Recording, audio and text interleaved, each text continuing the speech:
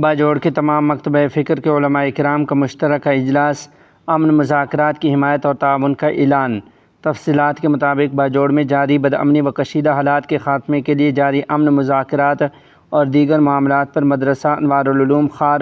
حافظ صاحب مدرسہ میں باجوڑ کے تمام مکتبہ فکر کے علماء کرام کا مشترکہ اجلاس منعقد ہوا۔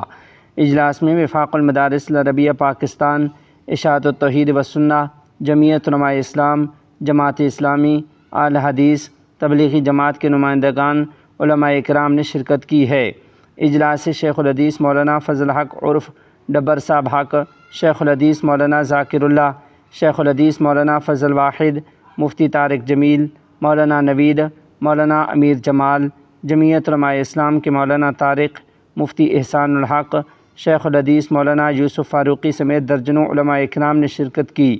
مقررین نے اپنے خطاب میں کہا کہ جاری امن مذاکرات کی ہم مکمل حمایت کا اعلان کرتے ہیں اور ان کو مکمل تعاون کی پیشکش کرتے ہیں۔